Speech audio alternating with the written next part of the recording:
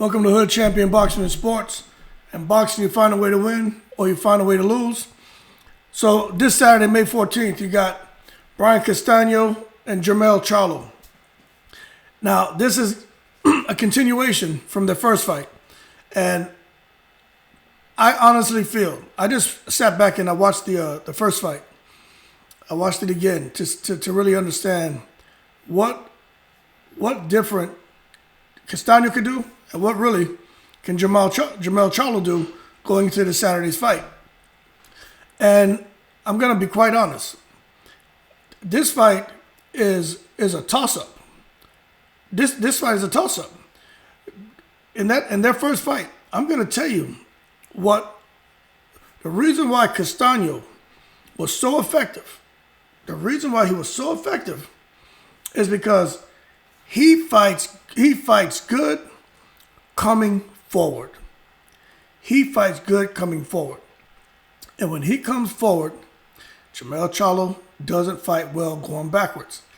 And when Castano comes forward, he doesn't come forward behind a jab.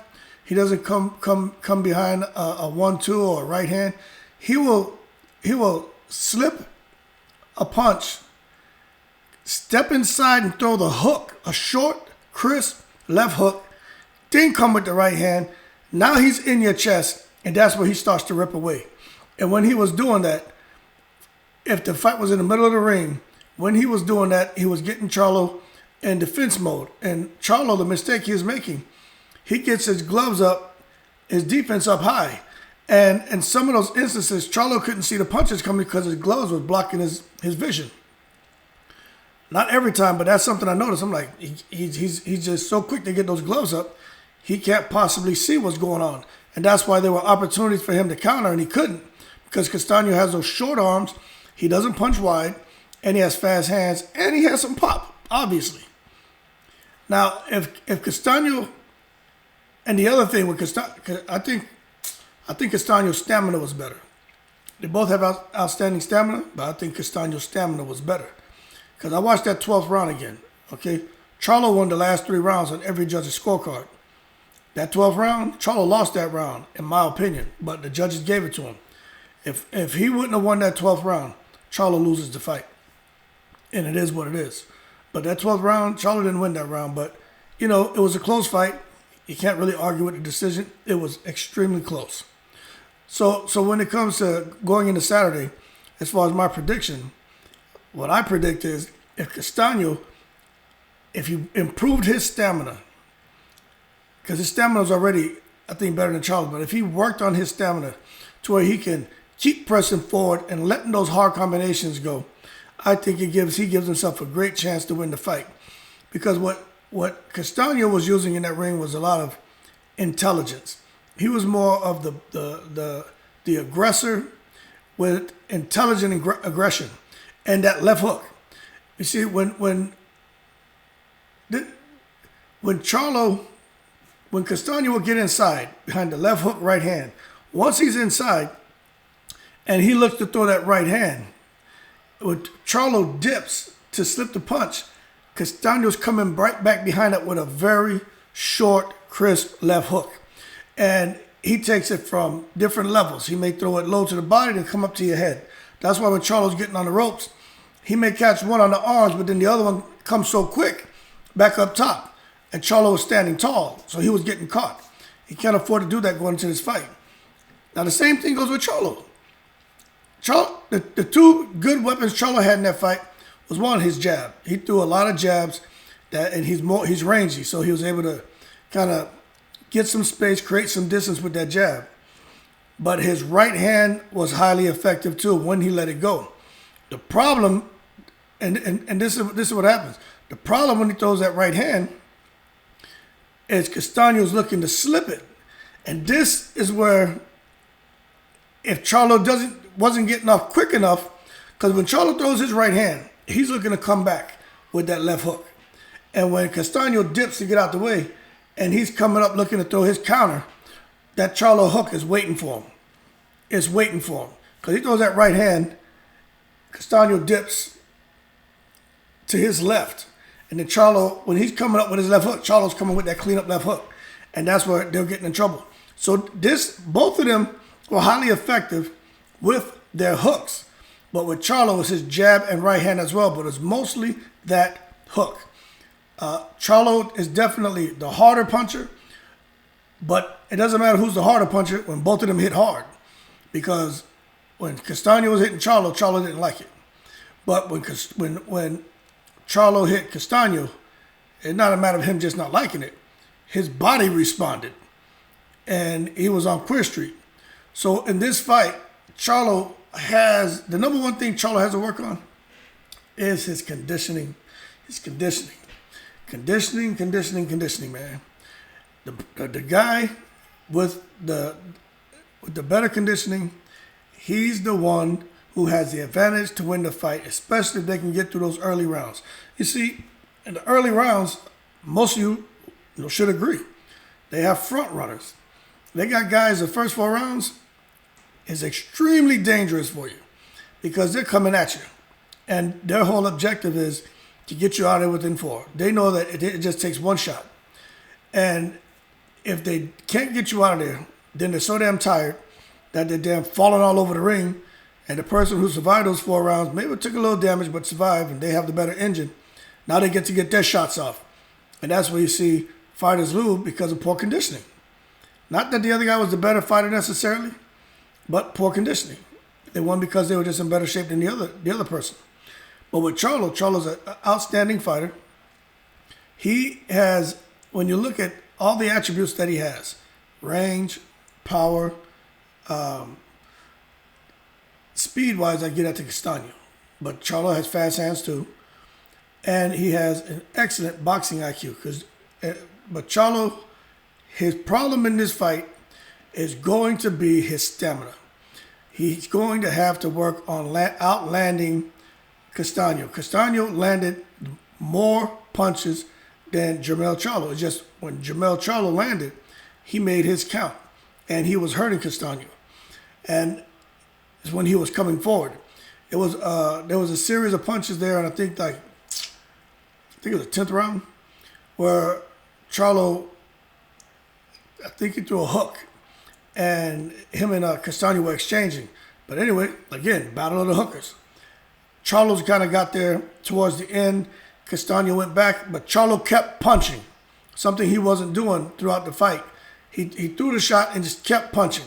Left, right, hook, uppercut, right hook. Then he landed another uppercut. Castano went in the ropes. Then he followed with another uppercut. He caught him, but it wasn't as clean as it looked. And we showed a replay to show that he landed, but it wasn't as clean as it looked because Castano's head went back. But Castano blocked most of that shot. That's why Castano didn't go down, because if Charlo hits you, if he's coming forward full speed, and he's throwing those combinations with all of his power, and he catches you going back with an uppercut, you're not just going into the ropes coming off and just stepping out, rolling out and getting out of harm's way. You're going down.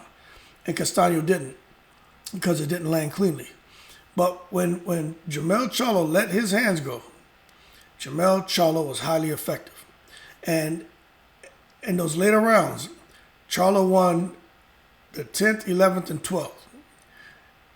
But Castano, in my opinion, he had the better conditioning. But what happened is Charlo was catching him and hurting him. And that's why you saw 10th and 11th those were definitely Charlo rounds. But that round 12, that was a close round, but that was, in my opinion, that was Castano's round. But, I'm not a judge. It's just me as a boxing fan. But going into this Saturday, it's really going to boil down to who's in the best shape and going to be able to press forward. That's what it boils down to. Castano is a short fighter. In that fight, Castano wasn't thinking about trying to out-jab Charlo. Castano has fast hands. He can get in and get out real quick. But what Castano, his whole, and he's a great counterpuncher too. He can slip you a shot and then come with the overhand right, come with the hook. But Castano was highly effective because every time he got in close to Charlo, he started ripping and letting his hands go. And Charlo was more in defensive mode. And then he would try to throw the big hook, the big right hand while they were exchanging and mixing it up. But his punches were slower than Castano's, plus his arms are a lot longer. So Castano was getting there a lot quicker. But Charlo, when he got his distance, He was highly effective. But in my opinion, and I'm going to go ahead and I'm going to put this on record as far as my prediction, right? And I hate doing this because I'm not biased to any fighter, but I think it makes it gives it a little more pizzazz when we start saying, okay, I think this person's going to win and here's why. I think this person's going to win and here's why. It's very hard to choose between these two. But I'm going to pick Charlo. And the reason why I'm going to pick him is because although Castano is not Tony Harrison, Castano and Harrison are two different fighters, two different styles. I'm not saying one is better than the other. I think Charlo went back and watched his fight just like Castano did. But Charlo knows he's the one that's going to have to keep that jab out there. When Castano comes in, he's going to have to control the pace, control the range. He's going to keep the fight where he wants it, not where Castano wants it, as far as inside or outside, and as far as the pace of the fight. Charlo's going to have to dictate that, and he's going to be able to do it by using that effective jab and that right hand, and then stepping out on an angle. Because Castano, once you throw a shot, he's looking to slip it and get inside. Charlo needs to step out on an angle and be ready to catch him with that check left hook right hand. Or step out and be ready to slide underneath Castano's shots and go to the body with a hard right hand. I think Charlo will stop Castano with a right hand to the body. Castano is going to be expecting the big left hook. I think for Charlo, it's jab. When Castano tries to close the distance, step back, slip, drop that right hand to the body. Straight right hand with all the power he has, and I am 100% confident he drops Castano. I think that right hand is a safer, that dropping, changing levels, dropping that right hand to the body is a much safer option than him stepping back and trying to out-hook Castano when Castano's shots get there faster. That's Castano's game. That's not Charlo's game. Charlo is a boxer puncher. And he can hook, he can do everything. Charlo can do everything. The problem is this other guy can do everything too, but his advantages are going to be in close because his arms are shorter. When they're at a distance, Castano didn't have any answers. But he's quick, so he can anticipate what you're going to do. And once he does that and he lets a couple shots go, those shots aren't necessarily there to hurt you. It's just to keep your mind busy and get you going back. And then next thing you know, he closes the distance so fast, and this man is all over you like, Amir Khan hands, Pacquiao hands. He's like 1,000 people in the ring. But for Charlo, I think he's going to do it, man. I think he's going to definitely keep the fight in the middle of the ring, working on his stamina, making sure his legs are strong so he can move the whole 12 rounds. And he's going to box. He's not going to worry about standing there trying to exchange, please the crowd. He's like, I need to get this W. Because it's not just another win. This is the first undisputed distinction in the junior welterweight division ever with 4 belts involved. You understand what I'm saying? With 4 belts involved. So that's huge. So he'll be the first, whichever one of them win, I'm thinking Charlo's going to win, will be the first junior welterweight undisputed champion with 4 belts involved. And that's what makes a lot of these undisputed bouts so intriguing, is that everyone who's winning those distinctions are the first since 4 belts have been involved. And that's pretty cool. So be in the history books. But that first fight, I think Charlo dodged a bullet. I think he lost that. I think when you watch the fight, you look at who did the most damage. And then you look at the guy who kind of outworked the other one. But with the person who's doing damage, like what Charlo was doing to Castano in a couple of those rounds, judges are giving him 10-8. When it's so one-sided, when a guy can barely stand on his feet, it's a damn 10-8 round. And if all the judges were giving 10-8 rounds out, like one judge gave him a 10-8 round, I think 1 or 2 rounds, but if the other judges would have given him the 10-8 round instead of just a 10-9, then Charlo would be he would be the undisputed champion at junior welterweight. So, it is what it is. So that's my prediction going into this weekend, man. But Castaño's no pushover. It's going to be crazy out there, man. It's going to be crazy. And to be honest with you, I don't know what else. I know there's a lot of things Charlo can do differently. But Castaño, the only thing he can do different, and this could get him the victory, right? Is if he comes in in such phenomenal shape that he can immediately put Charlo on that back foot and keep him there the whole fight and rip his shots. Because at some point, if he's keeping Charlo on the ropes with his in the defensive mode, on the back foot, Castaño's going to get through. Simple. That's what's going to happen. He's going to get through. But can he come in with that kind of stamina where he can just keep Charlo in a defensive mode most of the night? He reduced his output in that first fight. But I just think going into the second fight, I don't know if Charlo underestimated him in the first fight, but he definitely looked a little surprised during the exchanges where Castaño was getting the best of him. You know, it was almost like watching Amir Khan in there with like a Danny Garcia. You know the other guy hits harder. The other guy's a great fighter, but you just see the other guy hands just flying. And then finally when the other guy touches him and catches him cleanly, you see the damage that gets done. Now, of course, they stopped the fight with Amir Khan and Danny Garcia. But had they not stopped that fight, maybe it would have ended up with a draw, or maybe Amir Khan would have won, because he was clearly winning the exchanges because of his fast hands. And this fight, Castaño was clearly winning most of the exchanges because of those fast hands and being in close. But with this fight this Saturday, I just don't think Castaño can. The only thing he can do differently is, one, improve on his conditioning, which was already excellent, and two, just try to let his hands go and keep Jermell Charlo on his back foot the whole fight. And that's easier said than done.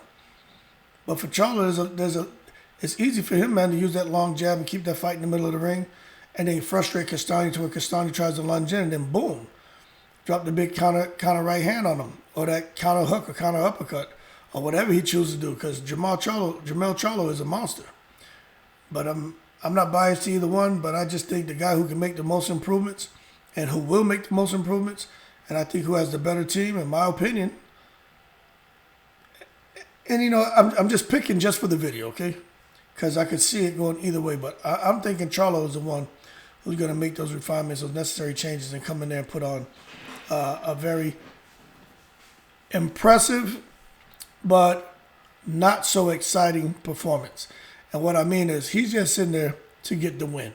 He's not going to be in there to try to take chances to knock this guy out. If he hurts him, then you'll see, Jermell go all out. But if he's winning the rounds, he's playing it safe, he's going to do that. But if he gets the opportunity, I definitely think he's going to seize it, and he's going to go all out and try to get Castaño out of there. But he has to be careful with that, because if he gets tired trying to get him out of there and he doesn't, he's going to have problems, because that last fight, he jumped on him a couple times and Castaño started firing back. Or he's able to use his legs, lateral movement, and get out the way. And Jermell wasn't able to catch up to him. So he got to be very careful, even if he hurts him. When he jumps on him, you better get him out of there. If not, he's going to be in bad shape, because the momentum's going to shift right back to Castaño. And Jermell's going to find himself up against those ropes in defensive posture and could find himself losing a decision. But anyway, that's my 2 cents, man. I got Jermell winning. I think it's going to be a classic master boxing match, but it's not going to be very exciting unless he hurts Castaño. Then you're going to jump on him and we'll get the knockout we want. But there'll probably be some boos from the crowd, and Derek James will be in the corner telling Charlo, F the crowd, win the rounds. I can hear him telling him that. And at the end of the fight, they'll be happy he did. But the crowd's going to boo this fight. That's what I think. Anyway, man, y'all take care. I appreciate the support. Shout out to all the veterans. And I'm in the breeze.